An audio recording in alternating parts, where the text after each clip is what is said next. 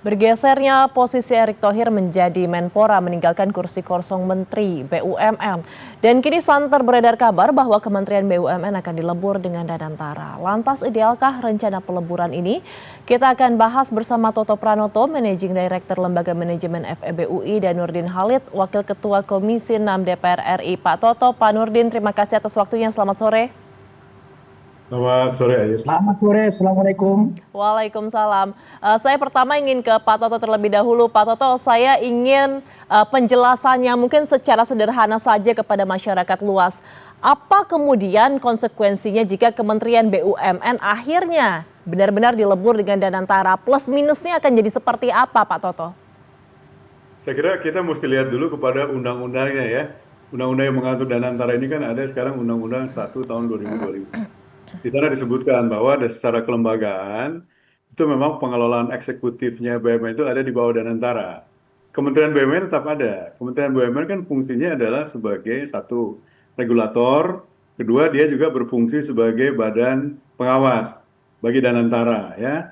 Serta kegiatan-kegiatan lainnya, corporate action misalnya kalau akan privatisasi misalnya ya, atau bikin BUMN baru, nah itu adalah fungsinya Kementerian BUMN. Jadi saya kira dalam konteks misalnya kalau saat ini belum ditunjuk adanya menteri atau PLT Menteri BUMN yang baru, saya kira mungkin belum jadi masalah karena kan itu mungkin tinggal tunggu waktu saja. Tapi saya kira menjadi sangat terlalu jauh kalau konteksnya kemudian Kementerian BUMN akan dilebur kepada Danantara ya. Karena kemudian masing-masing fungsinya kan memang sesuai dengan amanat undang-undang sudah disebutkan. Kementerian BUMN sebagai pengawas, Danantara sebagai pihak pengelola BUMN-nya.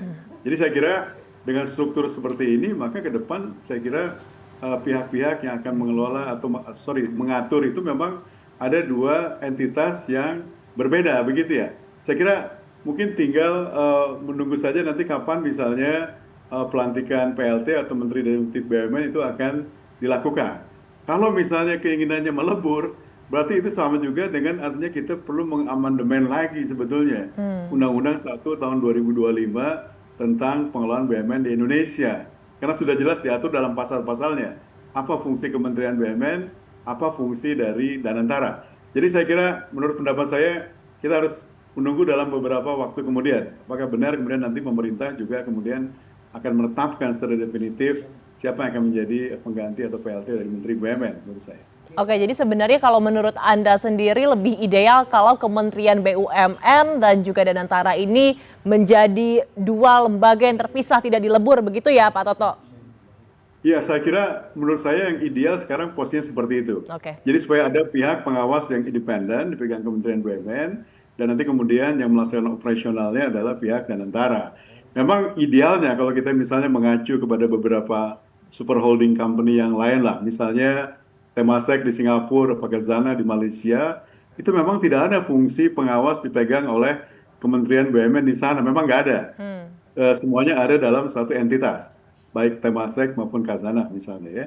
Jadi menurut saya kalau dalam masa transisi ini kemudian nanti sudah bisa berjalan dengan lebih baik, kemudian juga Danantara ya sudah bisa menjalankan berbagai macam tugasnya sudah dengan lebih baik, kedepannya dalam jangka panjang mungkin saja bahwa nanti kemudian fungsi pengawasan itu kemudian bisa dilebur ke dalam organisasi Danantara secara lebih lebih optimal begitu. Tapi dalam saat ini menurut saya sebaiknya dua fungsi tetap eksis ya dalam konteks pengawasan dan operasional BUMN-nya. Baik, saya ingin tanggapan dari Pak Nurdin. Pak Nurdin, kalau tadi menurut Pak Toto sebaiknya Danantara dan Kementerian BUMN ini dipisah saja, tidak ideal begitu jika dilebur. Memang saat ini kita masih menunggu ya bagaimana kelanjutan dari isu peleburan Danantara dan juga BUMN. Tapi saya ingin tahu dari pandangan Komisi 6 sendiri, sebenarnya kalau menurut Anda, kalau melihat tugas dan fungsinya dari Kementerian BUMN, memang ideal tidak sih dilebur?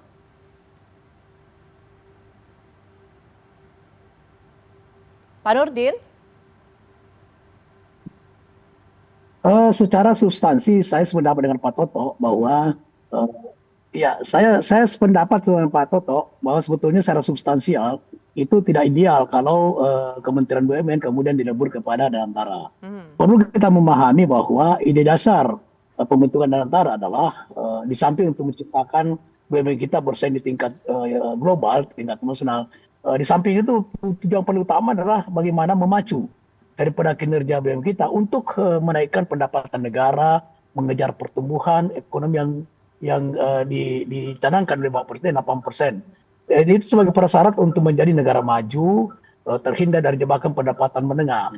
Nah, konkretnya Danantara menjadi salah satu ujung tombak negara dalam menggenjot pendapatan negara demi membiayai berbagai program pembangunan dalam kerangka untuk mewujudkan visi Asta Cita daripada Pak Presiden Baru. Oleh karena itu, muara dari semua itu ialah Indonesia bagaimana di tahun 2045 tatkala Indonesia memperingati 100 tahun kemerdekaannya, Indonesia kita sudah menjadi Indonesia yang maju, adil makmur dan sejahtera di usia 100 tahun Indonesia. Nah, oleh karena itu tentu diperlukan sebagaimana diketahui dalam Undang-Undang Nomor 1 Tahun 2005 tentang BUMN, ada 3 fungsi daripada Kementerian BUMN, yaitu regulator, kemudian pengawasan dan pemegang syariah. Kalaupun nanti ada kehendak daripada Bapak Presiden untuk lebih mengefektifkan dan lebih menciptakan daripada kerjasama yang baik, antara koordinasi yang bagus antara dengan BUMN, maka mungkin tidak dilebur, tapi kemudian ada badan, ya, badan yang melaksanakan fungsi-fungsi BUMN. Kalau seandainya Bapak Presiden menurut kebutuhan dalam upaya mencapai cita, maka Kementerian BUMN tidak dilebur ke Danantara, tapi kemudian dibentuk sebuah badan yang fungsinya mungkin tidak jauh berbeda, yaitu fungsi pengawasan, regulator, dan tetap sebagai pemegang syariah. Karena menurut saya fungsi akuntabilitas kalau digabungkan, maka itu menurut saya tidak terlalu ideal, ya, dengan menggabungkan antara regulator, pengawasan dengan operasional. Oleh karena itu maka kalau saya sebagai anggota DPR Komisi 6 mengharapkan bahwa yang mana yang menurut secara institusi itu lebih efektif, yaitu kalau Kementerian BUMN itu dianggap oleh Bapak Presiden bahwa tidak perlu ada kementerian tapi perlu sebuah badan, maka kita mungkin lebih ideal kalau ada badan daripada yang sama fungsinya dengan BUMN. Begitu kira-kira. Oke, Pak Nurdin, tapi kalau tadi Anda mengatakan bahwa memang tidak ideal kalau BUMN dan juga Danantara akhirnya dilebur, saya ingin mengetahui dalam kapasitas ini posisi Komisi 6 DPR RI seperti apa? Karena kan dari kemarin kita mendengar bahwa peleburan ini adalah hak prerogatif dari Presiden begitu. Apakah dari DPR sendiri hanya menunggu nanti perintah dari Presiden atau sebenarnya bisa juga memberikan masukan-masukan terkait dengan peleburan atau tetap dipisahnya BUMN dan juga Danantara ini? Ya, kita kan secara konstitusional DPR itu di samping fungsi budgeting juga adalah fungsi pengawasan dan fungsi legislasi. Nah, fungsi pengawasan ketika roda pemerintahan itu secara struktural sudah berjalan, maka tugas DPR untuk melakukan pengawasan. Tapi kemudian ketika pemerintah menghendaki ada sebuah regulasi, ada sebuah kebutuhan undang-undang, maka tentu DPR tentu akan mendukung program pemerintah dengan adanya pembentukan undang-undang. Karena pembentukan undang-undang itu adalah oleh pemerintah dan DPR. Maka kewajiban DPR ketika misalnya Bapak Presiden menghendaki ada perubahan struktural, maka itu diajukan untuk revisi undang-undang. Dan bagi kita Komisi 6 tidak ada masalah sepanjang itu merupakan sebuah kebutuhan negara, kebutuhan pemerintah untuk untuk lebih mengefisienkan, mengefektifkan daripada untuk mencapai produktivitas yang lebih tinggi dalam upaya mencapai cita-cita dari Bapak Presiden. Baik, dan selain itu sebenarnya juga ada kekhawatiran publik. Mungkin saya bisa ke Pak Toto terlebih dahulu. Pak Toto, kalau kita melihat secara Kementerian BUMN ini kan punya kewajiban ya untuk melapor ke DPR dan juga pelaporan kepada publik gitu. Kalau misalkan dialihkan nanti ke Danantara, di sini ada suara-suara yang mengkhawatirkan nantinya pengawasan publik bisa jadi lebih tertutup. Bagaimana pendapat Anda, Pak Toto? Ya, sebenarnya dalam undang-undang BUMN yang baru itu kan sudah diatur sebetulnya bagaimana nanti kemudian Danantara berinteraksi dengan para stakeholders, misalnya dengan DPR, ya. Maka Danantara itu berkewajiban setiap tahun dia harus mempresentasikan apa yang disebut dengan rencana bisnis tahunannya atau RKAP-nya misalnya, ya. Nanti juga Danantara misalnya juga harus, kalau misalnya DPR beranggapan perlu ada semacam investigasi khusus terhadap BUMN atau apapun, maka kemudian juga DPR bisa meminta pihak auditor BPK misalnya untuk masuk juga ke Danantara dan lain-lain. Jadi saya kira dari segi pengawasannya itu sudah diatur oleh undang-undang sebetulnya mengatur soal ini. Nah, kemudian kedua juga sebetulnya pengawasan yang melekat kepada Danantara kan juga dikerjakan juga sebetulnya oleh organ struktur Danantara sendiri. Jadi kalau kita lihat layers-nya itu kan ada badan pengawas misalnya begitu ya. Lalu kemudian juga ada aparat penegak hukum sebagai istilahnya lembaga-lembaga yang masuk dalam pengawasan di Danantara yang berisikan semua saya kira pejabat-pejabat vital mulai dari kepala ketua KPK misalnya, BPK, lalu juga ada Kapolri dan lain-lain ya, atau juga PPATK misalnya. Jadi dari segi pengawasan dalam struktur Danantaranya sebetulnya sih sudah cukup strong begitu ya.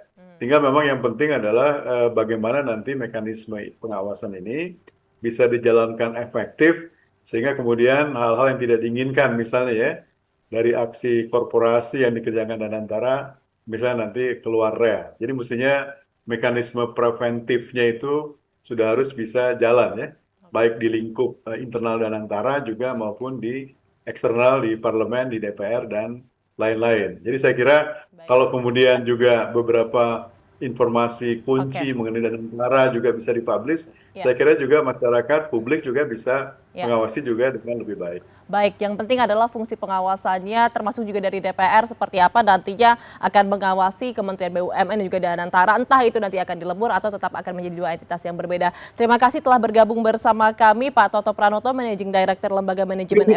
Bisa nambahkan sedikit? Boleh sedikit saja Pak, karena kita akan azan Ya, maghrib, ya. sedikit saja boleh Jadi silakan. menambahkan dari Pak Toto bahwa fungsi pengawasan itu tidak akan berkurang sama sekali apakah dilebur atau tidak dilebur, tapi Oke, idealnya jangan dilebur. Kenapa? Karena ada dua komisi yang akan mengawasi Danantara, yaitu Komisi 6 berkaitan dengan operasional, kemudian baik, Komisi 11 yang berkaitan dengan investasi. baik. Sehingga insya Allah fungsi pengusaha akan berjalan dengan efektif gitu. Oke, baik, baik. Terima kasih atas penjelasannya dua narasumber kita, Pak Toto dan juga Pak Nurdin Halid. Terima kasih banyak atas analisanya. Selamat sore, sehat selalu.